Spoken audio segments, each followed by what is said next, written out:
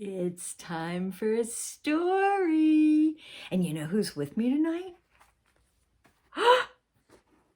Miss Piggy and hi-ho, Kermit the Frog here.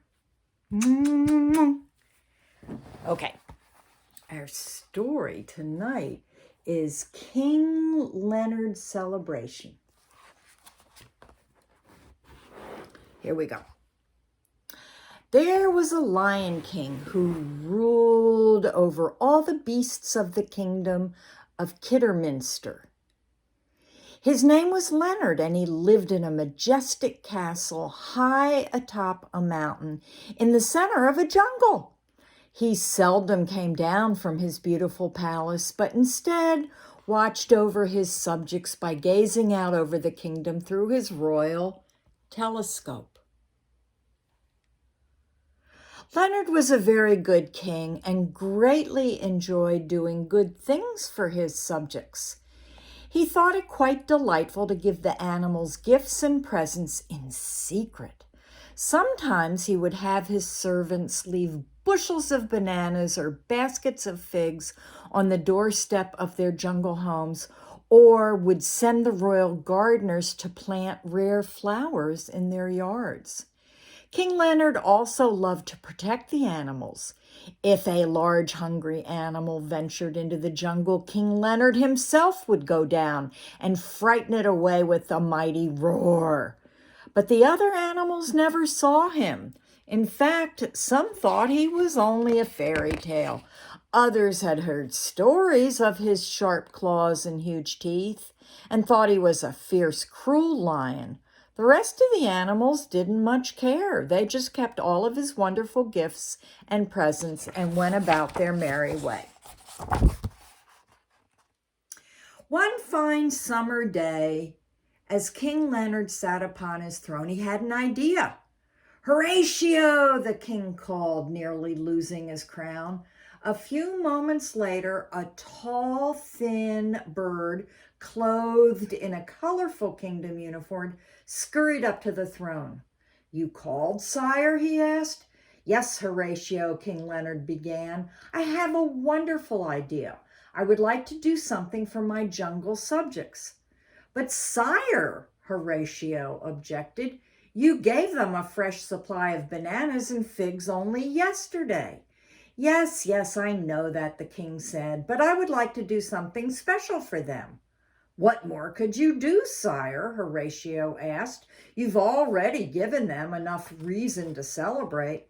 "That's it, a celebration," the royal lion shouted, grabbing the bird up with his large paws. "You've hit upon it, Horatio. We shall have an extra special celebration."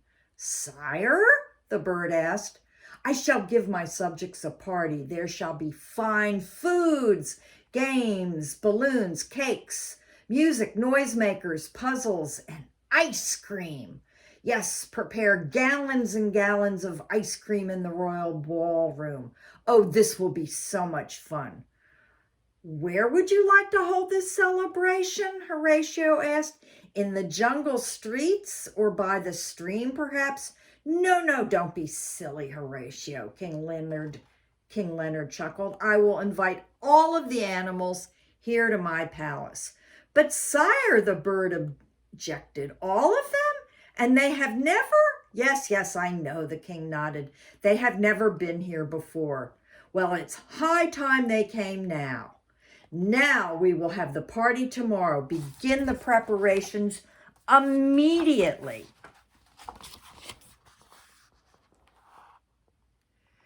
So a royal decree was issued, and the king's fast messengers ran to and fro, leaving invitations in the mailboxes of all the jungle animals. The next morning, King Leonard was busy preparing for the big event. He had his servants assist him into his most special robe. He ordered for his crown to be polished. Meanwhile, the king's fast-footed messengers went to and fro throughout the kingdom, asking the animals if they would be attending the royal celebration. One messenger went to Henry Hyena's home. Knocking at the door, he could hear someone inside laughing very loudly. After some time, the hyena finally answered the door. "What do you want?" Henry asked with a chuckle. "Mr. Hyena," the messenger explained, "I have been sent to ask about whether or not you will be coming to King Leonard's celebration today." "King Leonard? That's a good one." "Sir," the messenger tried again, "the king has requested your presence at—" "King Schming," Henry joked. "Don't give me that hooey. You don't expect me to believe there really is a King Leonard, do you?" "Then I take it you will not be attending his party this afternoon?" the messenger asked. "You don't give up, do you?" Henry laughed. "Oh, I'd really like to, but I just bought the Sahara Desert and thought I'd go take a look at it. Get it? Do you get it? I bought the Sahara." Before the royal messenger could explain to the laughing hyena that there really was a king and there really was to be a celebration, Henry slammed the door in his face. At the house of Zelda the zebra, another messenger was knocking at the door. His arrival had already been announced by the barking of Mrs. Zebra's two energetic dogs. He waited patiently as Zelda peered out at him through the window and then eyed him through the peephole in the door. "Down, Samba! Down, Simba!" Zelda said forcefully. "Who is it?" she asked, still not opening the door. "A royal messenger, ma'am," the servant shouted. "What do you want?" "I have come to ask if you will be attending King Leonard's celebration." "Are you telling me that that mean lion is having a party?" Zelda asked. "Oh, no, you don't. You can't fool me that easily." "Excuse me, ma'am," the messenger continued. "King Leonard has invited you to a celebration this afternoon. There will be plenty of food and—" "Oh, sure," Zelda answered. "And I'm the main course, right?" "Oh, no, the messenger explained. King Leonard is very kind. Now, I really must know if you're planning to attend." "I doubt it," Zelda said sternly. "I just bought a pair of watchdogs, and boy, are they fierce. I'll be busy teaching them to attack intruders this afternoon."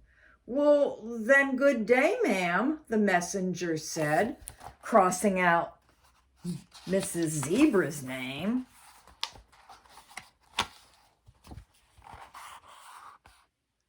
Another messenger approached the house of Marvin Monkey and pulled a long vine to ring his doorbell.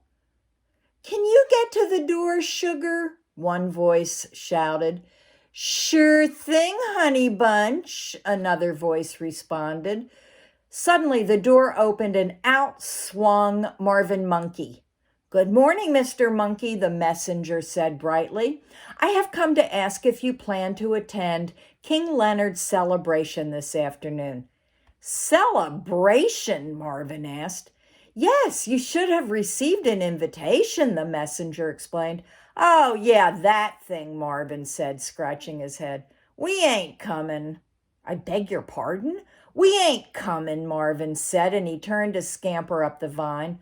"I'm sure the king will be disappointed that you couldn't come," the royal messenger called out after him. But Marvin didn't hear him. He had already swung into his house and slammed the door behind him. Okay, that's part 1, and Grammy will read part 2 on another tape. I love you.